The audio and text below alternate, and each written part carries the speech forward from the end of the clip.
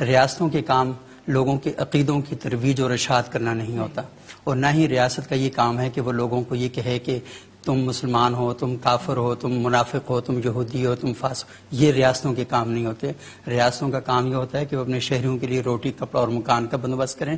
اگر ریاست کے شہری یہ چاہتے ہیں کہ انہیں مسجد چاہیے تو مسجد فراہم کی جائے، چرچ چاہیے تو چرچ فراہم کی جائے، امام بارگاہ چاہیے تو امام بارگاہ دیں۔ جو چیز ریاست کے شہری ڈیمانڈ کرتے ہیں ان کو وہ فراہم کر دینی چاہیے۔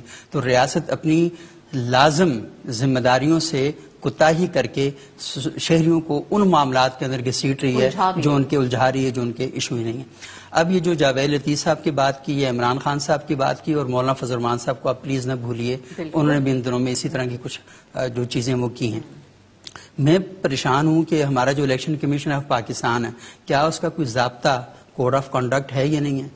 کیا وہ یہ نہیں دیکھ رہا کہ کون سی پولیٹیکل پارٹیز ہیں جو اس قسم کی باتیں کرتی ہیں؟ کیا ان لوگوں کے لیے وہ ان کا معطل کرنا ضروری نہیں ہے کہ جو پاکستان میں فتنہ پروری اور شر انگیزی پھیلا رہی ہیں؟ آپ کے سر کے اوپر ہر سال FATF کی تلوار لٹک رہی ہوتی ہے، آپ کے لیے پرابلم کریٹ ہو رہے ہیں، پوری دنیا میں آپ کی جگ ہنسائی ہو رہی ہے، لوگ آپ سے پوچھ رہے ہیں کہ آپ کس قسم کی ریاست ہیں۔ بڑے فخر کے ساتھ یہاں پر آپ یہ کہتے ہیں کہ ہمارا کسی بینک کا مینیجر بھی ایک خاص مسلک اور مکتب فکر کا بندہ نہیں بن سکتا، لیکن آپ بڑے فخر کے ساتھ کہتے ہیں کہ لندن کا میئر جو ہے وہ صادق صاحب ہے، وہ وہاں پر بڑے۔ تو ہم اصل میں دوغلی اور منافقت کی ایک بیز چادر پہن کر اپنی سوسائٹی کے اندر بیٹھے